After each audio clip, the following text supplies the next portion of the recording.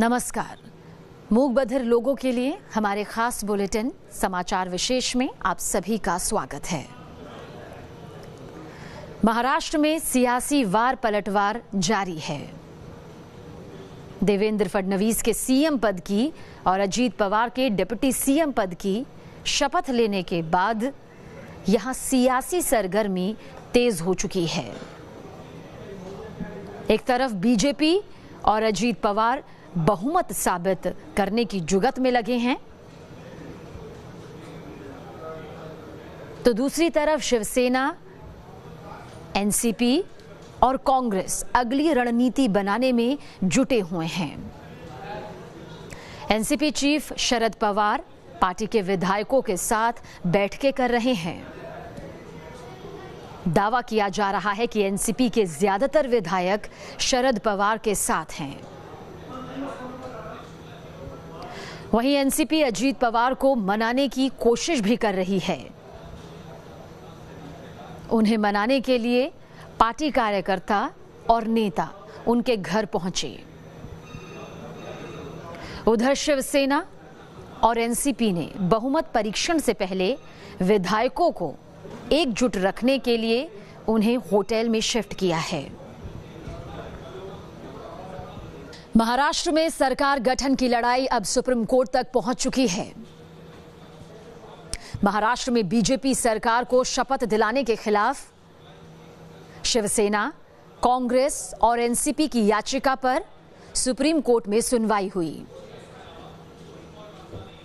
दोनों पक्षों की दलीलें सुनने के बाद सुप्रीम कोर्ट ने मामले से जुड़े सभी पक्षों को नोटिस जारी किया। सुप्रीम कोर्ट ने राज्यपाल से राष्ट्रपति शासन हटाने वाला लेटर और बीजेपी से विधायकों के समर्थन वाले पत्र पेश करने को कहा है। इस मामले पर कल सुबह 10:30 बजे फिर सुनवाई होगी। प्रधानमंत्री नरेंद्र मोदी ने आज देशवासियों से मन की बात की। मन की बात का ये सिलसिला कुल मिलाकर 59वां मौका था, जबकि पीएम मोदी के दूसरे कार्यकाल यानी कि 6ठी बार मन की बात उन्होंने की। पीएम मोदी ने कहा कि अयोध्या मामले पर 9 नवंबर को सुप्रीम कोर्ट का फैसला आया। इस फैसले से 130 करोड़ भारतीयों ने फिर यह साबित कर दिया कि उनके लिए देश हित से बढ़कर कुछ नहीं। पीएम मोदी ने यह भी कहा कि भारत में फिट इंडिया मूवमेंट एक सराहनीय पहल है। उन्होंने कहा कि सभी स्कूल फिट इंडिया रैंकिंग में शामिल हों और फिट इंडिया को जन आंदोलन बनाएं। इसके अलावा प्रधानमंत्री ने 7 दिसंबर को मनाए जाने वाले आर्म्ड फोर्सेस फ्लैग डे की भी चर्चा की।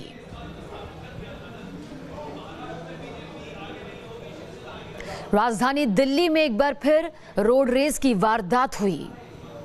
यहां कुछ लोग आते हैं और शख्स की पिटाई करने लगते हैं। तस्वीरें दिल्ली के गोविंदपुरी थाना इलाके की हैं।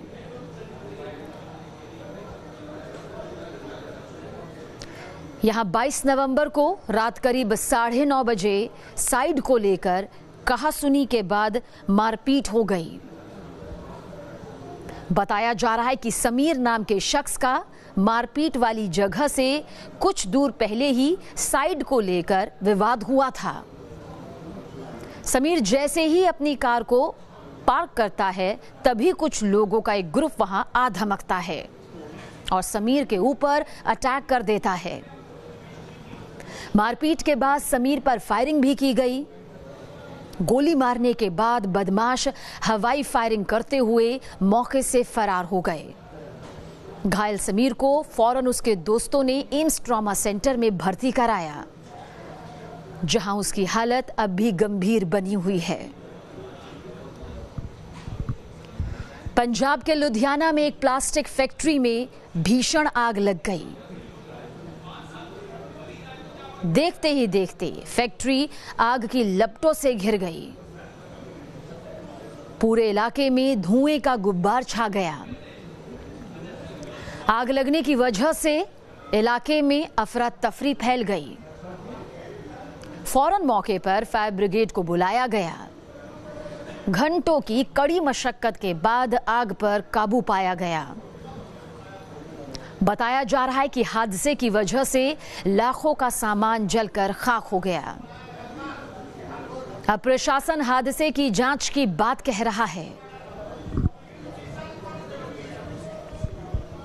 उत्तर प्रदेश के चंदौली में अचानक तिब्बती मार्केट में आग लग गई। तिब्बती शरणार्थियों के गर्म कपड़ों की दुकान में भीषण आग लगने से अफरा तफरी मच गई। आग की लपटें काफी ऊपर तक उठ रही थी।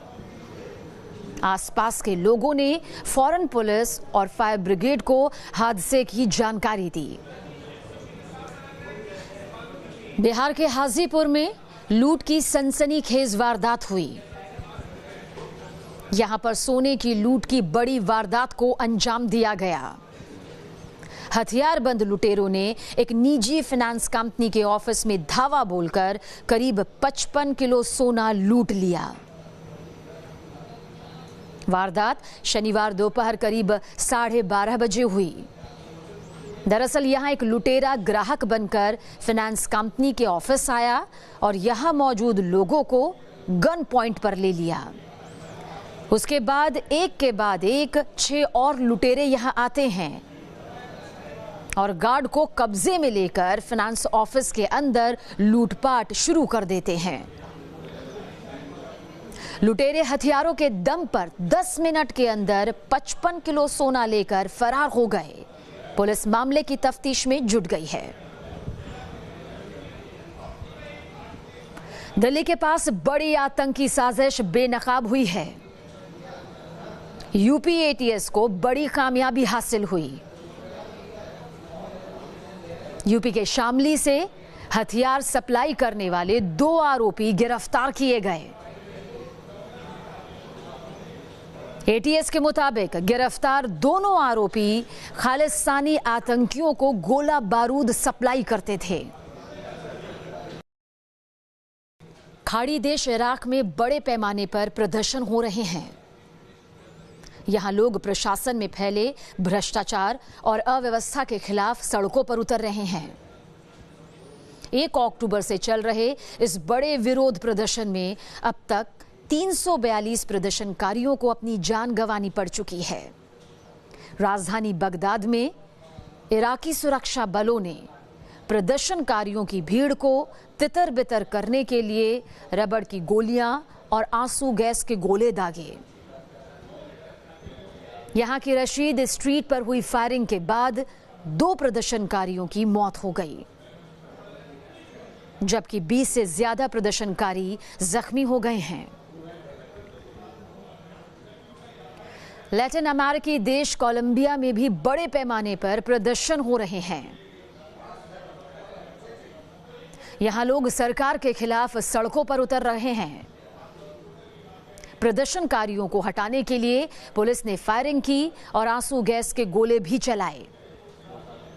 इस झड़प में 3 लोगों की मौत हो गई, जबकि कई लोग इसमें जख्मी भी हुए। 2 दिन पहले करीब 2.5 लाख लोगों ने राष्ट्रपति इवान डक की सरकार के खिलाफ मार्च निकाला था।